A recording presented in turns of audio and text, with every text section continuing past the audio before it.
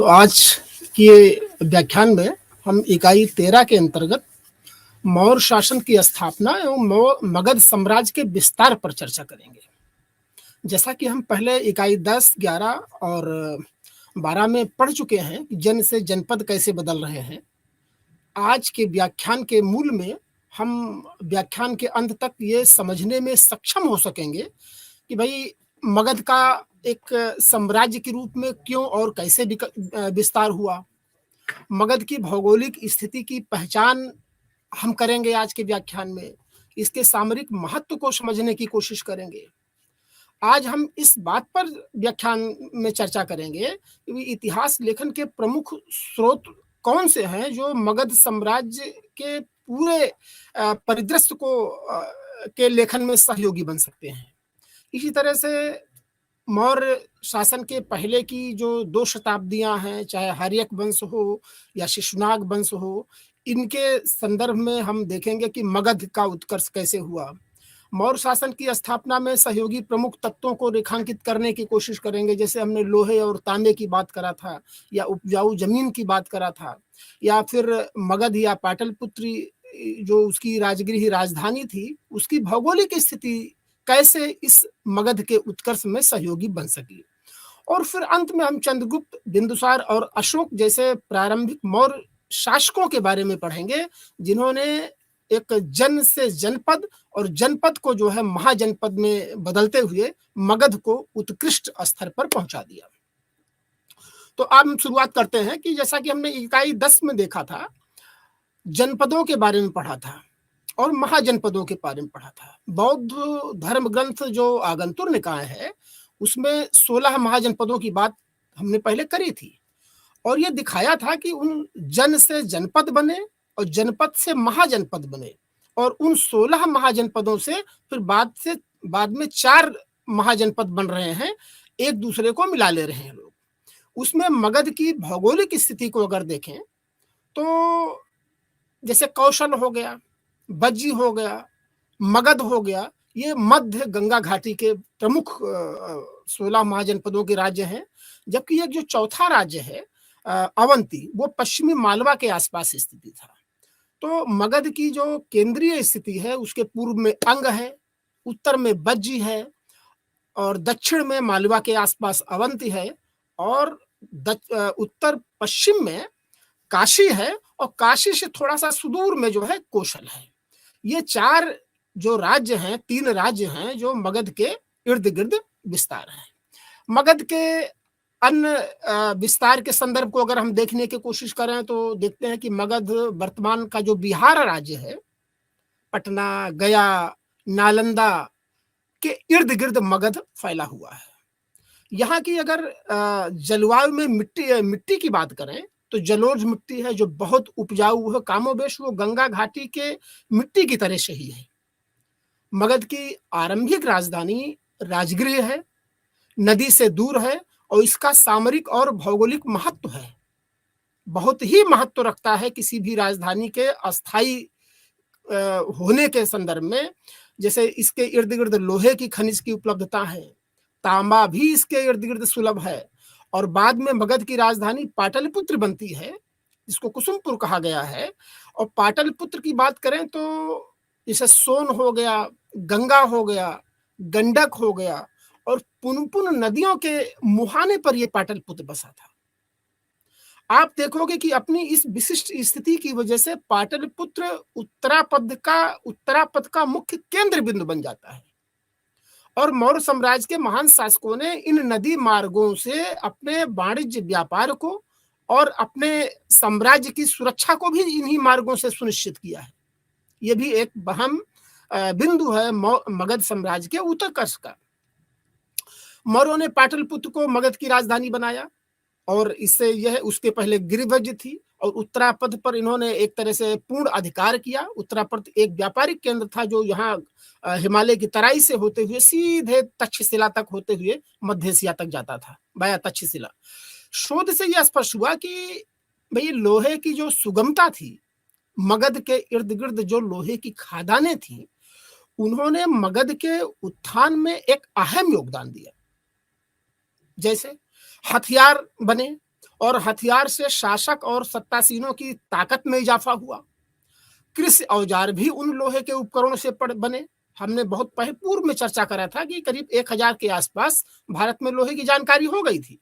लेकिन छठी शताब्दी ईसा पूर्व में जो 16 महाजनपद का उत्थान हो रहा है, इसके पीछे लौह अयस्क की जानकारी और उसका हथियार और कृषि में उपयोग एक अहम पड़ाव था, जिसने जो है शासक की ताकत में इजाफा किया और कृषि में उसके उपयोग से अधिशेष उत्पादन में इजाफा हुआ।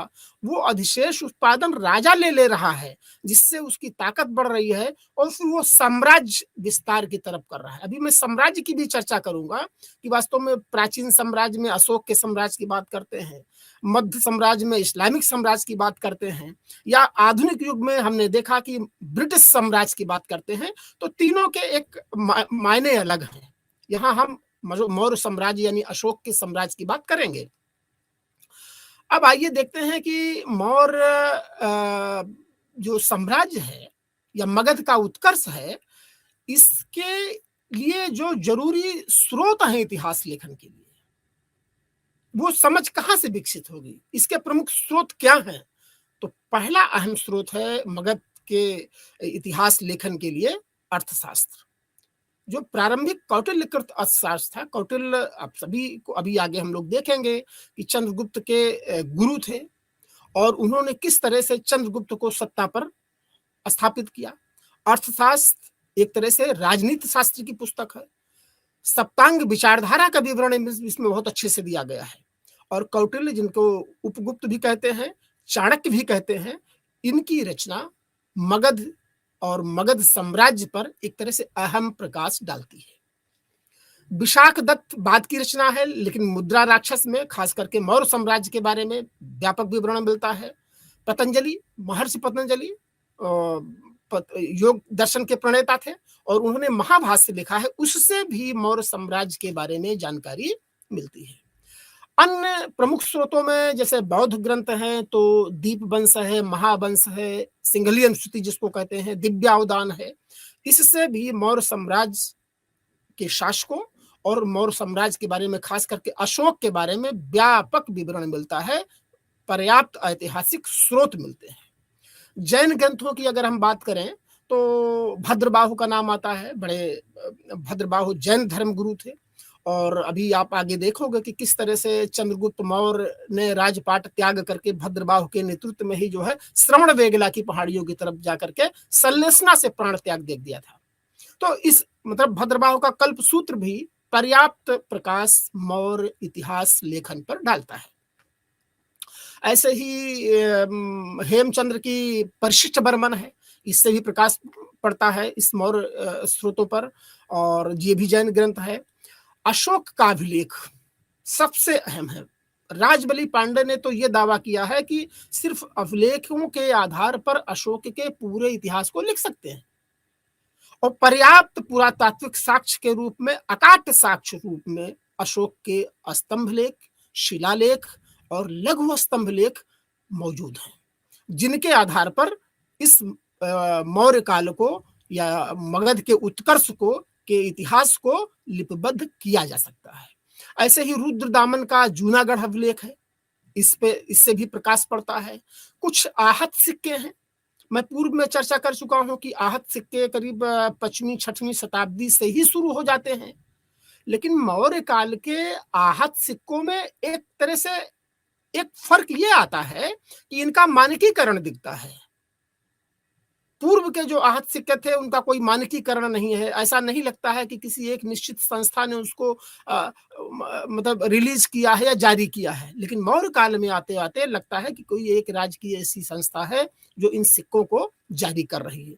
तो इन अभिलेखों से, पुरातात्विक स्रोतों से, आहत सिक्कों से मौर्य काल के इतिहास को लिखा जा सकता है। और एक अन्य स्रोत है विदेशी स्रोत।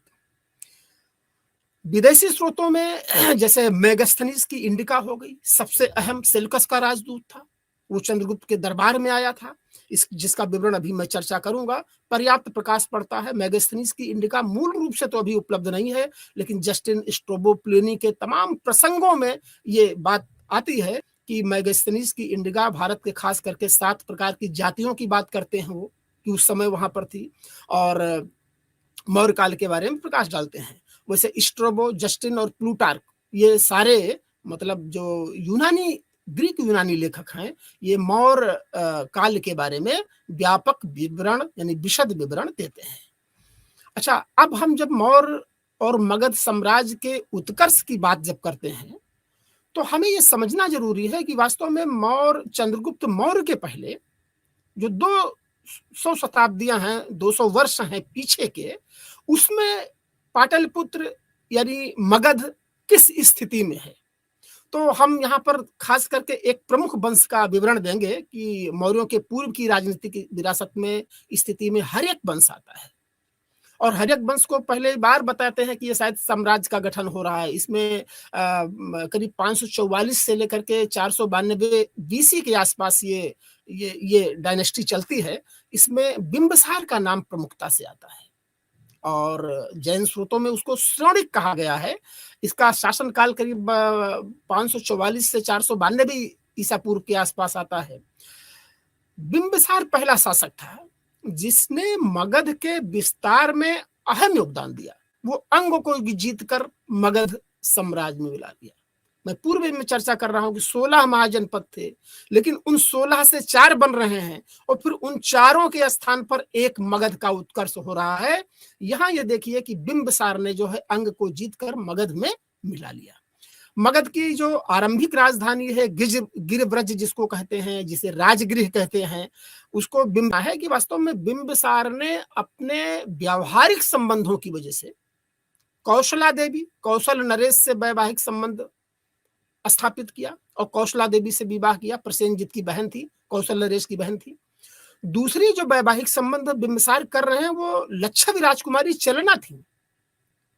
यहां यह स्पष्ट दिखाई पड़ रहा है कि वास्तव में वैवाहिक संबंधों से बिंबिसार ने मगध की स्थिति को समकालीन महाजनपदों की अपेक्षा उत्कृष्ट बना दिया। तो हम देखते हैं कि लोहे, उपजाऊ जलोढ़ मिट्टी, राजगृह की भौगोलिक परिस्थिति, और ऊपर से बिंबिसार के इस वैवाहिक संबंधों ने तत्कालीन 16 महाजनपदों की स्थिति में मगध को एक तरह से श्रेष्ठ स्थिति में ला करके खड़ा कर दिया। बिंबिसार का अंत बड़ा खतरनाक रहा। उसके पुत्र अजातशत्रु ने उसकी हत्या कर दी। अजातशत्रु को बौद्ध ग्रंथों में कुणिक कहा गया है। 492 से 468 के आसपास वो शासन करता है। पिता का हत्यारा होने का उस पर आरोप लगता है। अजातशत्रु ने काशी एवं वज्र संघ को मगध में मिला लिया। अब देखिए, अंग का विलय बिंबिसार कर रहा है।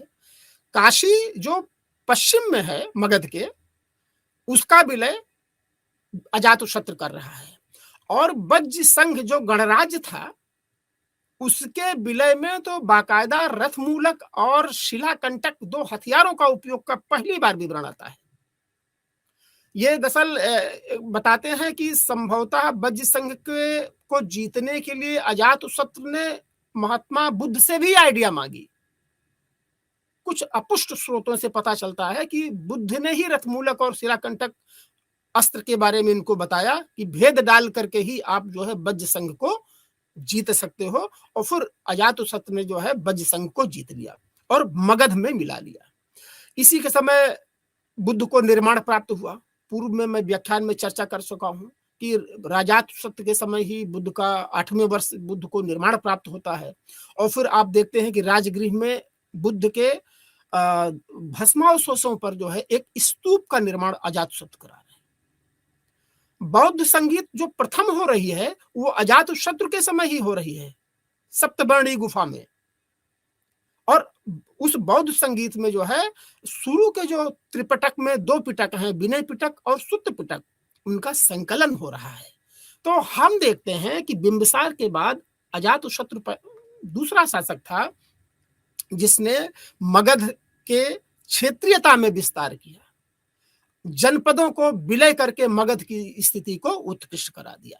और यहां आगे देखते हैं कि उदयन जो अजातशत्रु का बेटा था, वो अजातशत्रु के बाद गद्दी पर बैठता है, 461 से 445 के आसपास बैठता है। और उदयन के नाम इतिहास में एक चीज दर्ज है कि उन्होंने पाटलिपुत्र नगर की स्थापना की। ये बहुत अहम है। राजगृह, गिरिव्रज और उसके बाद फिर पाटलिपुत्र जो है ये मगध की राजधानी बन रही है, जिसका की स्थापना उदयन करता है। और जैन धर्मावलंबी था, इसके स्पष्ट प्रमाण मिलते हैं। और इसी के अंत में जो है, जो अंतिम शासक था नागदशक जो है, उसकी हत्या करके उसी के अमात्य शिशुनाग ने जो है एक नए वंश की स्थापना की, जिसको शिशुनाग वंश कहते हैं। तो यहाँ पर उदयन तक जाते जाते एक तरह से हर्यक वंश अपनी गिरावट की स्थिति में आ जाता है।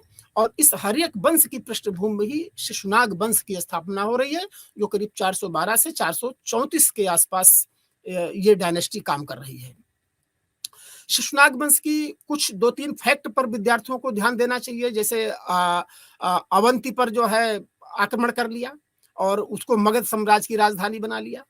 अवंती हमने बताया था कि मालवा के आसपास, मतलब मगध के दक्षिण में मालवा पठार के इर्द गिर्द ये अवंती राज था। और 16 महाजनपदों में अंतिम ये राज था, पहला राज था जो मालवा गंगा घाटी से हट करके मालवा की तरफ था। शिशुनाग ने जो है इस पर अवंती पर आक्रमण किया और इसको मगध साम्राज्य में मिला लिया। पाटलिपुत्र के साथ साथ मतलब वैशाली को भी राजधानी जो है शिशुनाग ने बनाया। ये बड़ी बात है, ध्यान देने की बात है ये। इसी के समय पर, इसी डायनेस्टी में कालाशोक का नाम आता है, जिसके समय पर द्वितीय बौद्ध संगीत का गठन हो रहा है। राजगृह पहली, वैशाली दूसरी, बौद्ध संगीत कालाशोक के समय पर।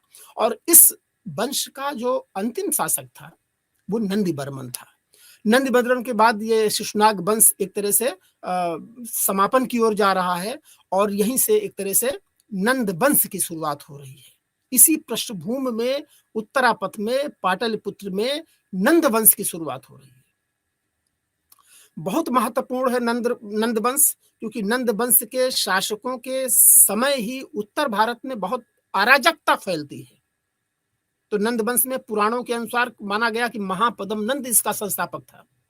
और महापद्म नंद को तो क्षत्रियों का संहारक माना जाता है, निम्न कुल का शासक था ऐसा माना जाता है।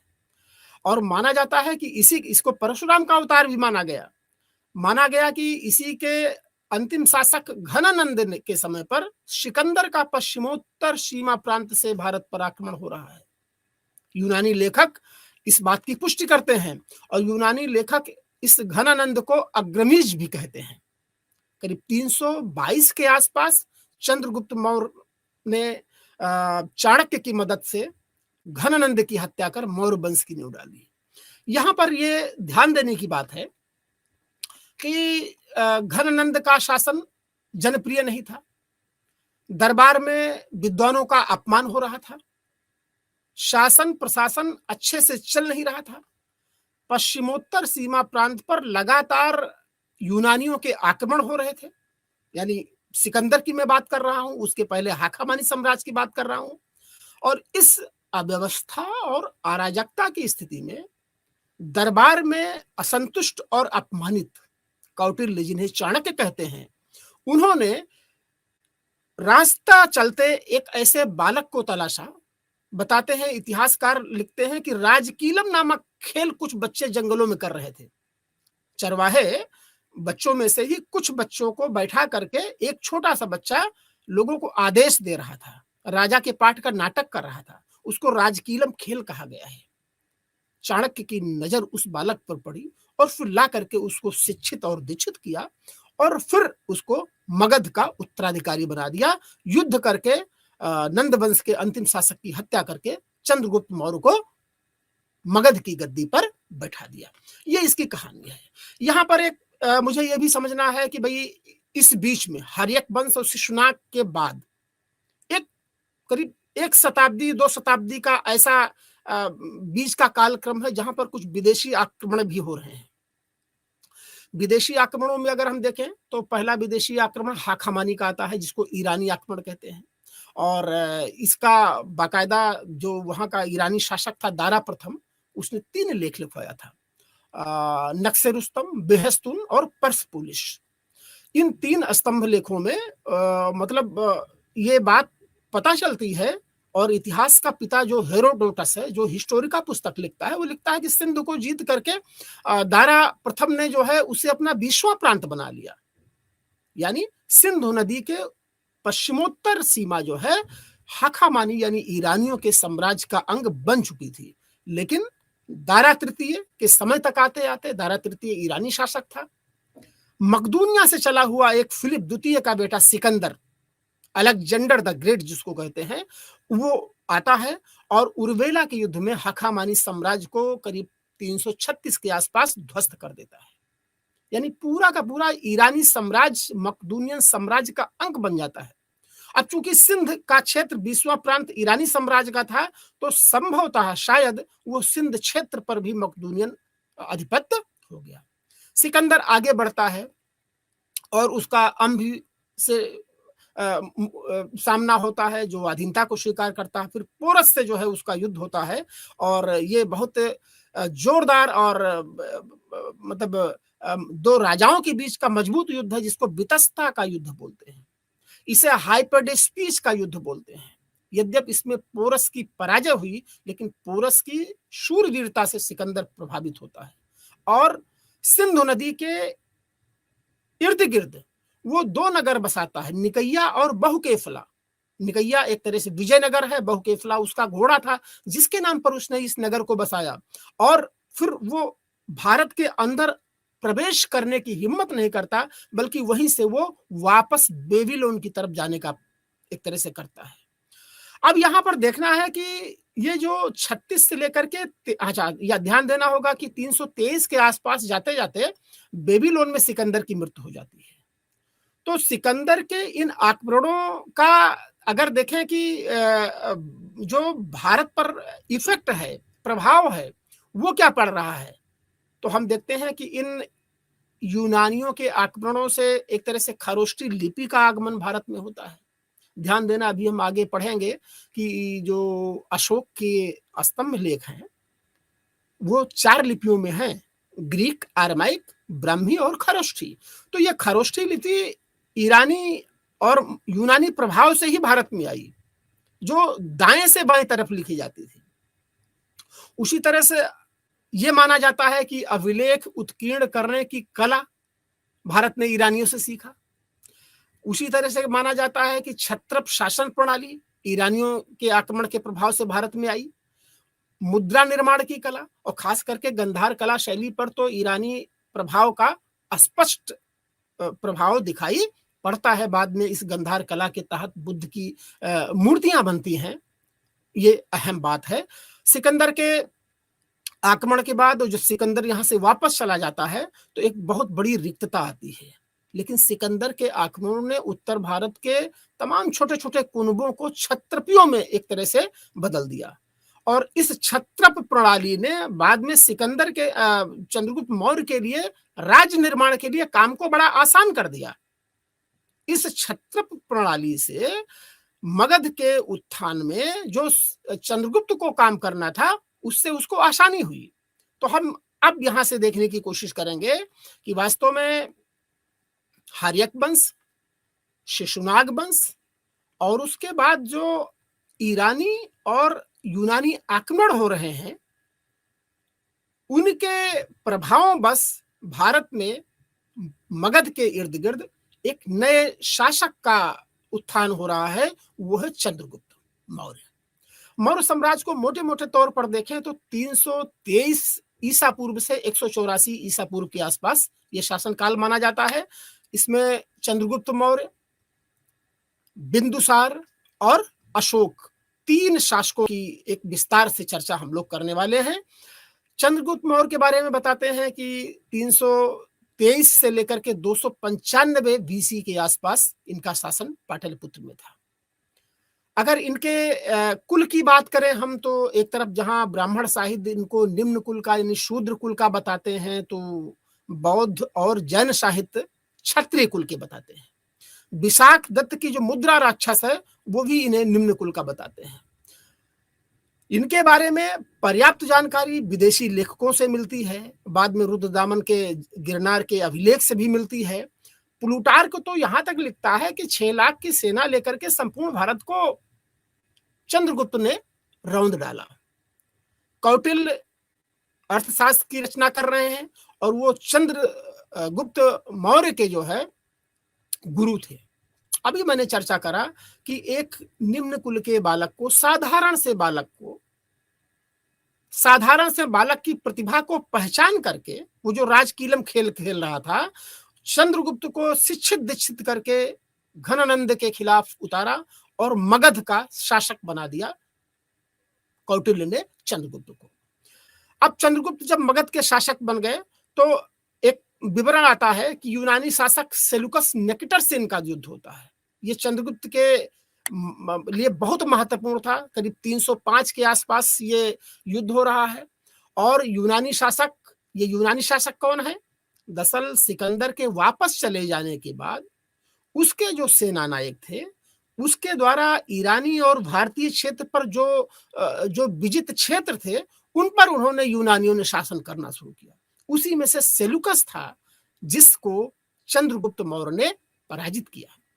इस बात का विवरण जो है एक विदेशी लेखक अप्पियानुस भी बताता है कि इस युद्ध का वो विवरण देता है। हार जीत की बात तो नहीं करता, लेकिन युद्ध का विवरण देता है।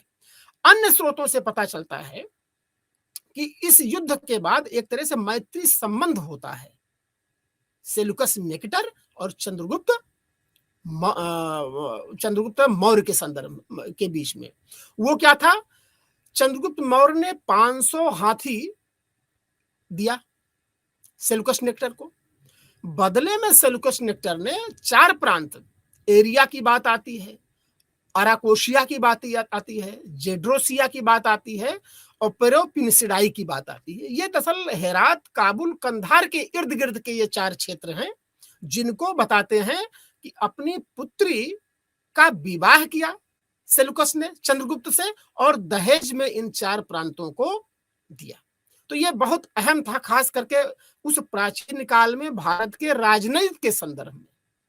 हम देख चुके हैं कि किस तरह से बिंबिसार ने वैवाहिक संबंधों से पाटलिपुत्र को और मगध को एक तरह से श्रेष्ठता की स्थिति में ला दिया। और यहां अब हम देख रहे हैं कि पहली बार सेलुकस निकेटर यानी विदेशी शासक को चंद्रगुप्त पराजित कर रहा है, इंडो ग्रीक को पराजित कर रहा है और पराजित करने के बाद उससे अपनी शर्तों पर संधि कर रहा है, मित्रता की संधि कर रहा है, लेकिन अपनी शर्तों पर। यह यहाँ पर भारत की खास करके एक जो साम्राज्य बन रहा है उसकी एक तरह से वैदेशिक वर्चस्व को भी दिखाता है। अप्पियानुस इस युद्ध का विवरण देता है। अगर हम चंद्रगुप्त के साम्राज्य का खाका विभिन्न ऐतिहासिक और पुरातात्विक स्रोतों के आधार पर खींचने की कोशिश करें तो हम देखते हैं कि उत्तर पश्चिम में ईरान यानी फारस तक इसका साम्राज्य फैला था। पूर्व में देखते हैं कि बंगाल तक इसका शासन फैला था। उत्तर में कश्मीर इसके राज्य का अहम हिस्सा था और दक्षिण की तरफ अगर देखें तो कर्नाटक में मैसूर तक इसका मतलब जो है विजय की जानकारी मिलती है। और तमिल ग्रंथ भी जो है चंद्रगुप्त मौर्य के दक्षिण के इस कुछ प्रदेशों पर विजय की जानकारी देते हैं। 2 प्रमुख ग्रंथ हैं, एक अहनानूर है और दूसरा जो है मुरनानूर है, जहां से जो है चंद्रगुप्त के बारे में जानकारी मिलती है। अन्य चीजों में जैसे महास्थान का नाम आता है। महास्थान के विवरण से जो है बंगाल पर चंद्रगुप्त की विजय की एक तरह से सटीक जानकारी मिलती है। और सबसे बढ़कर के भद्रबाहु ने जो कल्पसूत्र लिखा है ना, बताते हैं कि चंद्रगुप्त मौर्य के शासन के अंतिम वर्ष में एक भीषण अकाल आया और उस भीषण अकाल से वो बहुत भाव विह्वल हो गया और राजपाट अपने पुत्र को छोड़ करके जैन गुरु भद्रबाहु के नेतृत्व में वो जैन धर्म को स्वीकार करते हुए राज्य से किनारे जाकर के कर्नाटक के पास श्रवणबेगला की पहाड़ियों पर एक तरह से संलेषणा विधि से प्राण त्याग देता है।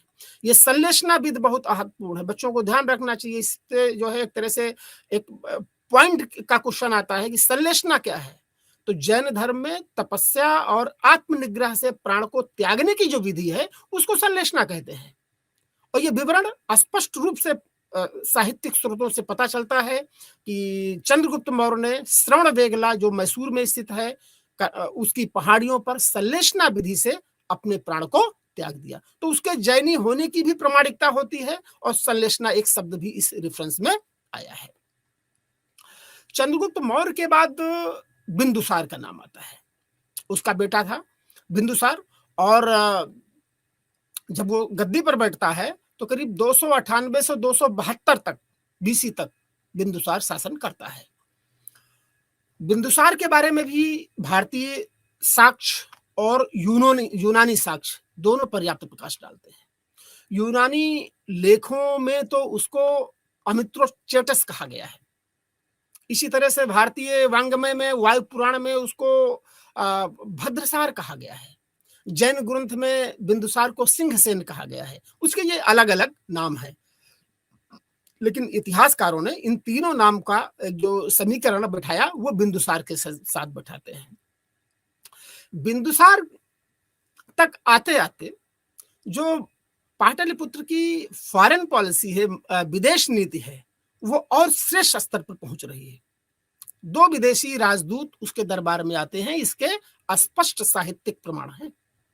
पहला डायमेकस आता है, जो सीरियाई शासक एंटियोलकस का राजदूत था, और इस बात का विवरण स्ट्रोबो देता है, ये यूनानी लेखक है। दूसरा डायोनोसियस आता है, जो टालमी फिलाडेल्फियस का दूत था। ये विवरण जो है प्लिनी देता है, और प्लिनी और स्ट्रोबो ये बताता है कि डायमेकस और डायनोसियस बिंदुसार के दरबार में आते हैं, बाकायदा राजाज्ञानी फरमान लेकर के, एंटियोलकस और फिलाडेल्फियस का लेकर के। यहां पर यह दिखाता है कि पाटलिपुत्र का जो राजा है, अब वो साधारण राजा नहीं है, वो एक तरह से चक्रवर्ती राजा है, जो अपने क्षेत्र की संप्रभुता को बनाए रखते हुए विदेशों से एक तरह से मजबूत वैदेशिक संबंध की स्थापना कर रहा है। वहां से राजदूत पाटलिपुत्र आ रहे हैं। एक अन्य यूनानी लेखक एथियनस है, वो कहता है कि भाई मैत्री संबंध के तहत जब सीरिया शासक से बिंदुसार ने 3 चीजों की डिमांड करी, मीठी मदिरा, सूखी अंजीर और दार्शनिक फिलासफर की मांग करी, तो सीरिया नरेश ने जो है दार्शनिक देने से मना कर दिया। तो यहाँ पर दरअसल दोनों देशों के, दोनों राजाओं के अंतर संबंधों पर एक व्यापक प्रकाश पड़ता है। एक तो ये कि भाई सीरिया ये कह रहा है कि हमारे यहाँ दार्शनिक को किसी को दान देने की प्रथा नहीं है। दूसरी चीज, यह मैत्री संबंध ये दिखाता है कि राजनयिक संबंध में एक बराबर के स्तर पर चीजों का आदान प्रदान हो रहा है। उसी तरह से जैसे दिव्यावदान के अनुसार बिंदुसार के समय तक्षशिला में एक विद्रोह हुआ, व्यापक विद्रोह हुआ, और उसका दमन करने के लिए बिंदुसार ने जो है अशोक को भेजा। दूसरा जो विद्रोह हुआ, तो मतलब 2 बार विद्रोह हुए हैं तक्षशिला में। तो यहाँ पर यह है कि आम जनता, चाहे करारोपण हो या अन्य अकाल की स्थिति हो या शासन प्रशासन की नीतियों के अगेंस्ट लामबंद होकर के एक तरह से विद्रोह भी कर रही है, चाहे वो कबीले के शासक रहे हो, वो आम जनता रहे हो। तो उस विद्रोह को दबाने का भी प्रसंग जो है दिव्यावदान देता है, जो बौद्ध ग्रंथ है। इससे स्पष्ट रूप से पाटलिपुत्र और मगध के शासन प्रशासन के बारे में जानकारी मिलती है। इसके बारे में बताते हैं कि भाई ये आजीवक संप्रदाय का अनुयायी था। बिंदुसार आजीवक संप्रदाय का अनुयायी था। तो हमने चंद्रगुप्त मौर्य और बिंदुसार के बारे में देखा कि वास्तव में किस तरह से इन 2 शासकों ने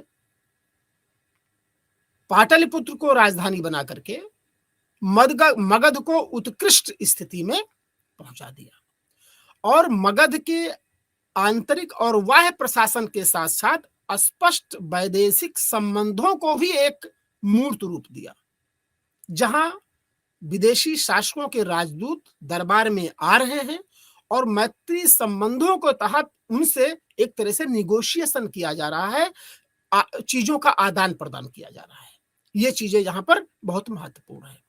अगला शासक अशोक, जो जिसे महान कहा जाता है, प्राचीन भारत के इतिहास में अशोक बहुत ही महत्वपूर्ण शासक है। और मजे की बात है कि लंबे वक्त तक हम अशोक के बारे में नहीं जानते थे, लेकिन टेलीपंथर ने सबसे पहले अशोक के अभिलेखों को खोजा।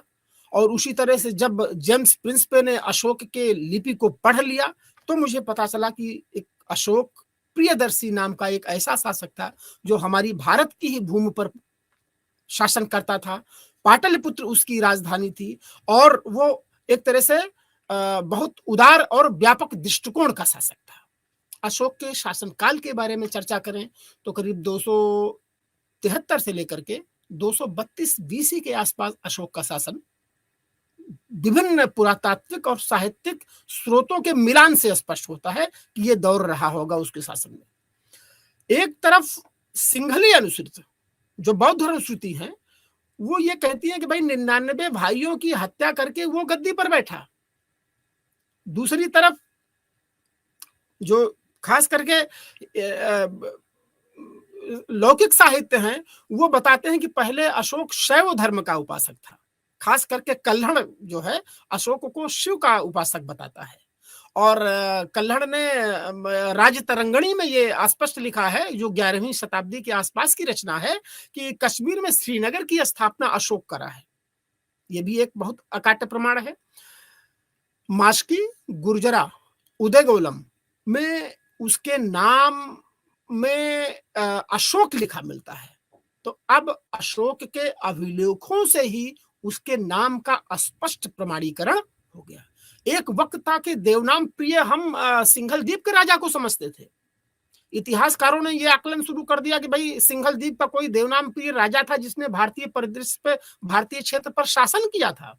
लेकिन टेलीपंथर और जेम्स प्रिंसपे ने जब इन लिपियों को पढ़ा तो ये स्पष्ट हो चुका है। और अब अकबर के अशोक के स्वयं के अभिलेख में उसके नाम की पुष्टि हो चुकी है कि अशोक महान भारत का ही चक्रवर्ती राजा था जिसकी उपाधि देवनाम प्रिय थी।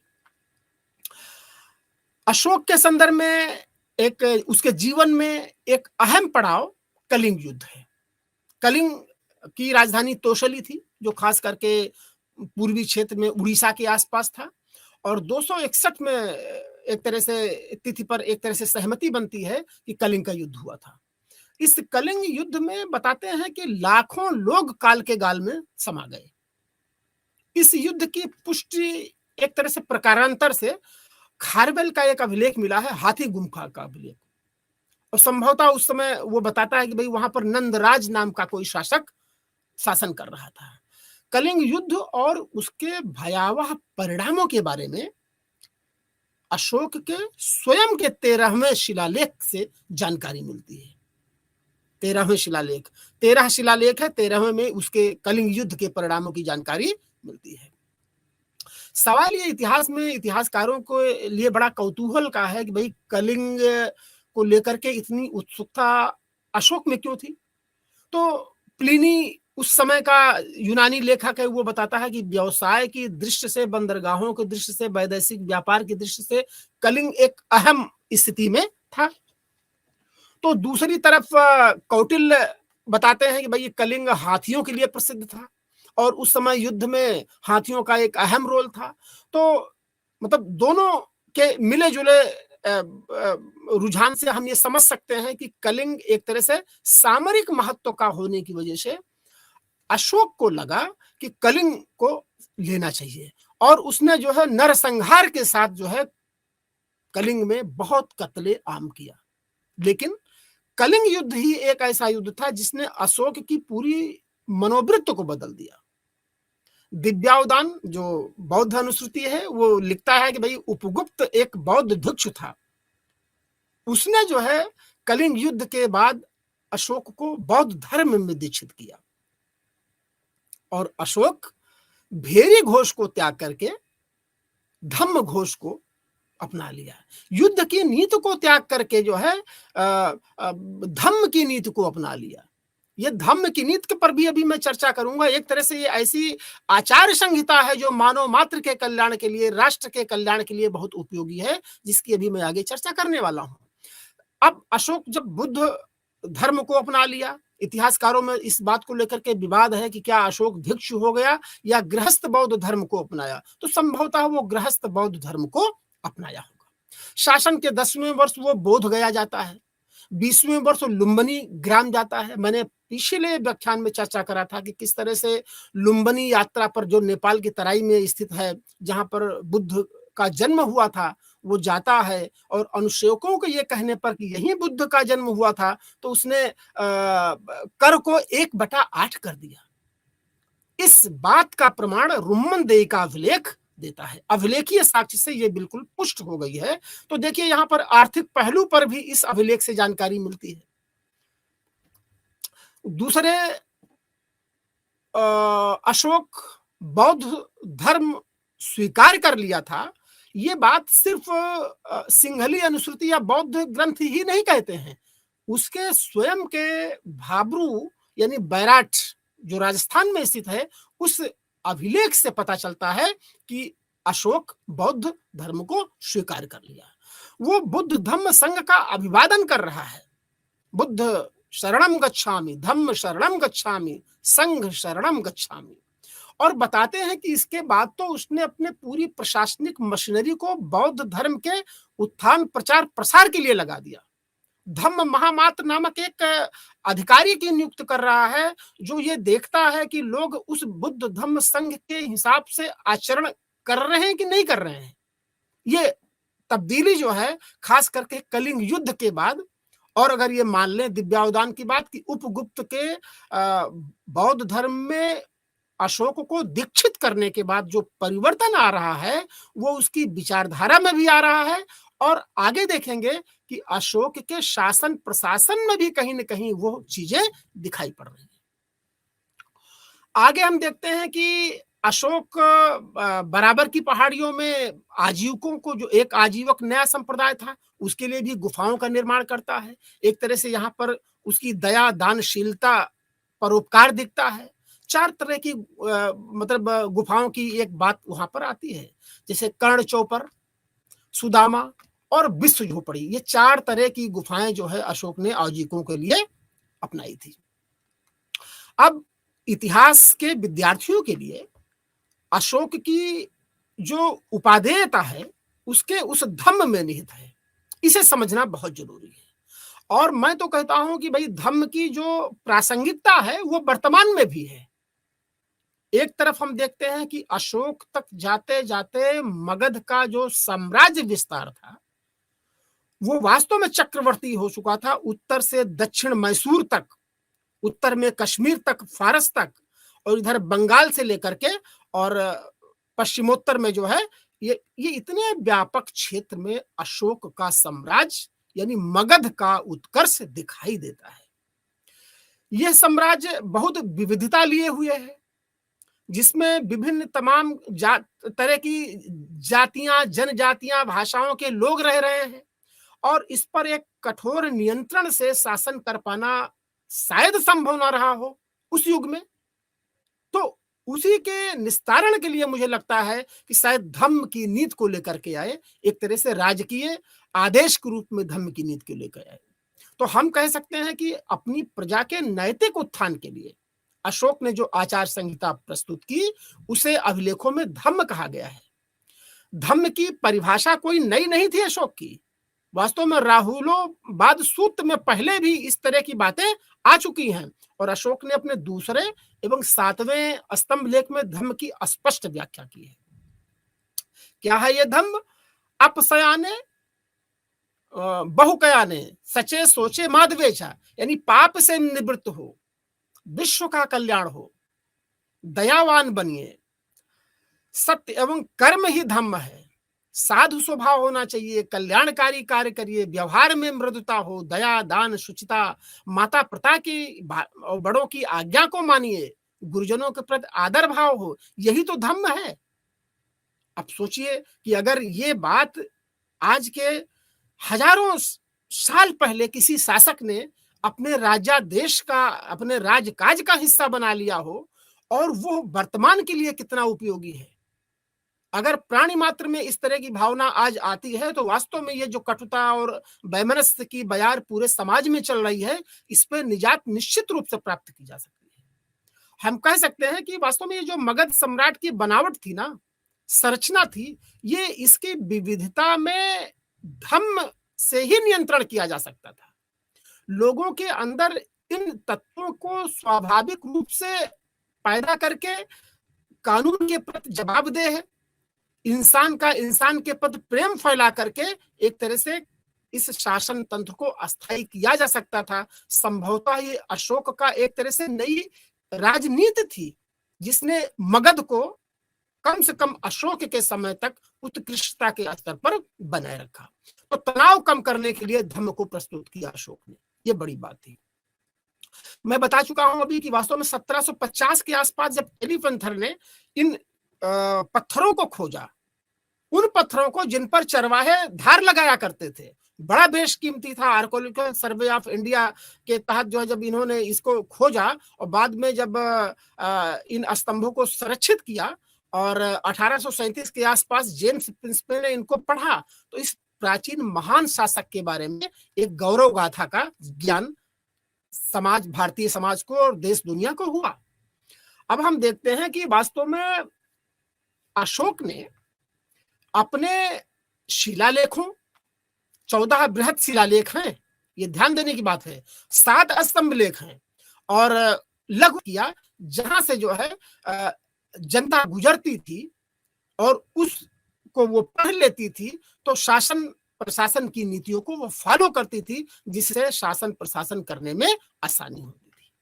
यहाँ पर हम जब राजबली पांडे ने तो ये कहा कि भाई अशोक के इन पाषाण लेखों और स्तंभ लेखों के आधार पर ही हम अशोक के पूरे इतिहास को लिख सकते हैं। इन स्तंभ लेखों की कुछ विशेषताओं की ओर हमें ध्यान विद्यार्थियों को जरूर देना चाहिए। जैसे ये स्तंभ लेख एकाश्मक है। मसलन आप सारनाथ की बात कर लो कि सारनाथ में बुद्ध ने पहला प्रवचन दिया था, धर्म चक्र प्रवर्तन, और उसकी स्मृति में ही वहां धम्म की स्तूप भी है। अशोक ने एक स्तंभ एकाश्मक अभिलेख स्तंभ लेख लिखवाया था और भारत का राज्य चिन्ह वहीं से लिया गया है। एक चक्र है, तीलियां हैं और नीचे सत्यमेव जयते लिखा गया है, जो मुंडकोपनिषद लिया गया है। आज भी वो सारनाथ के ऊपर का भाग संग्रहालय में संग्रहित है। विद्यार्थियों को वहां जाना चाहिए, उसका जीवंत दर्शन करना चाहिए। जब मैं कहता हूं कि एकाश्मक है, तो जैसे मान लीजिए कि 20 टन का सारनाथ का स्तंभ रहा होगा। ये लाल बलुआ पत्थर से बने हैं। ये लाल बलुआ पत्थर सारनाथ के 200-250 किलोमीटर के इर्द गिर्द कहीं नहीं है। तो लाल बलुआ पत्थर ये 20 टन का सारनाथ में आया कैसे? अब यहां पर प्रकारांतर से हमें यह भी संकेत मिलता है कि कहीं ना कहीं सुंदर कलाकृति, मतलब मौर्य कलाकृति की भी जानकारी अशोक के इन स्तंभ लेखों से मिलती है। कितना खूबसूरत पीठ से पीठ सटाए हुए ये जो शेर हैं, जो भारत का राज्य चिन्ह है, वो किस पॉलिश और किस खूबसूरत कलाकृति के ढंग से बनाया गया है, इसको समझने की जरूरत है। सारनाथ का प्रकरण यहां पर आया है। इसी तरह से प्रयाग प्रशस्त की बात करते हैं। प्रयाग प्रशस्त जो इलाहाबाद में है, अकबर के समय जहांगीर ने उसको संग्रहित किया था कौशाम्बी से ले जाकर के। उस प्रयाग प्रशस्ति तो एक तरह से हरिशरण की है, समुद्रगुप्त ने उस पर लिखवाया था, लेकिन वो पत्थर और स्तंभ लेख वही है जो अशोक ने लगाया था। तो आप देखिए कि अशोक के ही स्तंभ लेख पर जो जगह खाली थी, वहीं समुद्रगुप्त ने के दरबारी हरिशरण ने प्रयाग प्रशस्ति भी लिख दी।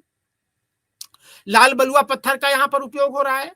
इसी तरह से हम देखते हैं कि मतलब अशोक का जो कला के प्रति रुझान है, साम्राज्य के प्रति रुझान है, ये सारी चीजें जो है उसके इस अभिलेखों से पता चलती हैं। अगर हम उनके 13 शिलालेखों की बात करें, तो उन शिलालेखों में जैसे प्रथम की बात करते हैं, उसमें समाज उत्सव का निषेध कर रहे हैं, पशु बलि का निषेध कर रहा है अशोक। ये कितनी बड़ी बात है उस युग में। पशुओं के प्रति दया भाव, कहीं ना कहीं बुद्ध की अहिंसा से प्रभावित था वो अशोक, तभी वो स्पष्ट रूप से प्रथम शिलालेख में जो है पशु बलि का निषेध कर रहा है। और जो एक तरह से राजा की अवधारणा है, पुत्रवत, सभी प्रजा मेरी पुत्र की तरह से है, संतान की तरह से है। मतलब ये राजत्व की जो एक कंसेप्ट है वो अशोक यहाँ पर लेकर के आ रहा है। वो प्रथम शिलालेख में कहता है कि सभी मनुष्य मेरी संतान की तरह से है। द्वितीय शिलालेख की बात करें तो वो खास करके नीचे के जो है 3 राज्यों की बात करता है, चेर, चोल और पांड्य। द्वितीय शिलालेख में अशोक दक्षिण के 3 राज्यों, खास करके चेर, चोल, पांड्य के बारे में एक फरमान जारी करता है कि आपको मुझसे डरने की जरूरत नहीं है, बल्कि धम्म की नीति का पालन करो तो अच्छा है। तो देखिए यहाँ पर वैदेशिक संबंध की भी जानकारी उसके स्वयं के शिलालेख से मिल रही है। इसी द्वितीय शिलालेख में वो पशु चिकित्सा की बात करता है, मानव चिकित्सा की बात करता है, लोक कल्याणकारी कार्यों की बात करता है। आज के भी शासन प्रशासन का एक अहम पहलू है वेलफेयर स्टेट होना। अशोक के समय पर उसके शिलालेखों से इस बात की पुष्टि हो रही है कि लोक कल्याणकारी कार्य शासक को करते रहना चाहिए। तृतीय शिलालेख की बात करें तो वो महामात्रों की बात करता है, ऐसे पदाधिकारियों को राजकीय खर्चे पर नियुक्त करता है जो बुद्ध धम्म संघ के हिसाब से दैनिक आचरण संहिता को अपना रहे कि नहीं, ये बहुत अहम है। तो हम देखते हैं कि तृतीय जो शिलालेख है ये भी बड़ा महत्वपूर्ण है। 5वें शिलालेख में वो ये स्पष्ट बताता है कि इन धर्म महामात्रों को समय समय पर जो है भ्रमण करना चाहिए। इसी तरह 11वें शिलालेख में वो धम्म विजय की विशेषताओं का वर्णन करता है। 12वें शिलालेख में देखा जाए तो धार्मिक सहिष्णुता की नीति की बात करता है। और 13वें शिलालेख में जैसे मैंने भी चर्चा करा था, कलिंग युद्ध की बात करता है। वो कलिंग युद्ध जिसके बाद अशोक की पूरी मनोवृत्ति बदल गई थी। एक 13वें शिलालेख के साथ साथ पृथक शिलालेख का विवरण मिलता है, जिसमें 5 यूनानी सीमांत राजाओं का विवरण मिलता है। ये बहुत महत्वपूर्ण है। अशोक के वैदेशिक संबंध के बारे में इससे जानकारी मिलती है। ये कौन कौन से 5 यूनानी शासक थे सीमांत वाले, इसमें ये मिलता है। जैसे अंत्योक की बात करते हैं, सीरियाई नरेश, तुरमय की बात करते हैं, मिस्री नरेश। इसी तरह से अतिकिन की बात करते हैं, मिसिडोनियन नरेश की बात करते हैं, मग की बात करते हैं, एप्रेस की बात करते हैं, अलिक सुंदर यानी सरीन की बात करते हैं। और कुछ जनजातियों में जिनमें आटविक वगैरह की जनजातियां हैं, उनकी भी बात अशोक इस पृथक शिलालेख में करते हैं। और सबसे बढ़कर यह है कि यहीं पर अशोक ये प्रथम पृथक शिलालेख लिखवाता है। उस पृथक शिलालेख, कलिंग लेख भी इसको बोलते हैं, उसमें कहता है कि सभी मनुष्य मेरी संतान यानी प्रजा है। जिस प्रकार मैं अपनी संतान के लिए इहलौकिक और परलौकिक कल्याण की कामना करता हूं, उसी प्रकार अपनी प्रजा के लिए मैं चिंतित रहता हूं। यहां पर एक देखिए कि राजा का जो प्रजा के प्रति पुत्रवत व्यवहार है, कल्याणकारी सोच है, वो अशोक के राजाज्ञा में दिख रही है, उसके शिलालेखों में दिख रही है। प्राचीन काल में राज्य और राजाओं के लिए ये इस तरह की निष्ठा और इस तरह का व्यवहार बहुत मायने रखता है, ये समझने की जरूरत है। तो हम ये देखते हैं कि दरअसल प्राचीन भारत के इतिहास में मौर्य काल एक ऐसे युग को प्रदर्शित करता है जिसमें न केवल राज्य की परिधि का विस्तार हुआ, बल्कि विदेशी राज्यों से मित्रवत संबंध भी स्थापित हो रहे हैं। यह मगध के उत्कर्ष की विशेषता है कि एक तरफ भौगोलिक परिदृश्य का विस्तार हो रहा है, दूसरी तरफ वैदेशिक संबंधों में एक तरह से मित्रवत और दृढ़ता के साथ निगोशिएशन हो रहा है। यह मगध के उत्कर्ष की अहम स्थिति थी। साम्राज्य की स्थापना चंद्रगुप्त और बिंदुसार ने इसको विस्तार दिया और अशोक ने अपनी धम्म नीति से इसे एकता के सूत्र में बांधने का प्रयास किया। तो आज के व्याख्यान में हम ये समझने की कोशिश करें, और इस व्याख्यान लगभग पूर्ण होने को है, आप ये समझ चुके होंगे कि वास्तव में जो मगध की भौगोलिक स्थिति है, मगध की जो सामरिक स्थिति है, मगध के समय-समय पर शासकों द्वारा लिए गए निर्णयों से, वैदेशिक संबंधों से, वैवाहिक संबंधों से और उनकी प्रशासनिक नीतियों से किस तरह से 16 महाजनपदों को अपने में समेटता हुआ मगध एक तरह से उत्कर्ष की स्थिति में पहुंच गया। ये मगध जो प्राचीन काल में एक महान साम्राज्य का निर्माण हो रहा है, उस पाटलिपुत्र राजगृह के इर्द गिर्द, जहां पर कौटिल्य की सप्तांग विचारधारा काम कर रही है, शासक संप्रभु है, शासक के साथ क्षेत्रीयता का भाव जुड़ा है, एक निश्चित कानून उस पूरी टेरिटरी में लागू हो रहा है, राजा के स्पष्ट विदेश नीति है, राजा के पास कोष है, राजा के पास मित्र है और राजा प्रजा के प्रति पुत्रवत व्यवहार कर रहा है, वत्सल्यपूर्ण व्यवहार कर रहा है। राजा के मन में प्रजा के प्रति एक तरह से कल्याणकारी भावना है। तो यहाँ हमने देखा, आज ये लेक्चर पूर्ण होने जा रहा है, व्याख्यान पूर्ण होने जा रहा है कि किस तरह से हमने इस पूरे मतलब 300 ईसा पूर्व तक के भारतीय स्थिति में हमने ये देखने की कोशिश करी कि सिंधु सभ्यता को देखा, ऋग्वैदिक काल को देखा, उत्तर वैदिक काल को देखा और फिर 6ठी शताब्दी ईसा पूर्व में आकर के मैंने 16 महाजनपदों को देखा। 16 महाजनपदों के पैरेलल मैंने एक तरह से नई विचारधारा के रूप में बौद्ध, जैन और कुछ आजीवकों और अन्य संप्रदायों के भी एक नई विचारधारा के रूप में हमने देखने की कोशिश की। और उसी के साथ जब जनपद में बदले, जनपद महाजनपद में बदले, तो मगध और गंगा घाटी की कुछ भौगोलिक और उत्पादक स्थितियों ने जो है मगध को उच्च स्थिति में ला लिया। पहले हर्यक वंश आता है, उसके बाद शिशुनाग वंश आता है, उसके बाद मौर्य वंश के 3 शासकों ने, खास करके चंद्रगुप्त मौर्य, बिंदुसार और अशोक ने मगध की श्रेष्ठता को वैश्विक पटल पर स्थापित कर दिया। वो श्रेष्ठता क्या थी कि चंद्रगुप्त ने सेल्यूकस से एक तरह से युद्ध लड़ा और उसको पराजित किया और अपनी शर्तों पर उससे संधि करके मित्र बनाया, उसको वैवाहिक संबंध स्थापित कर रहा है।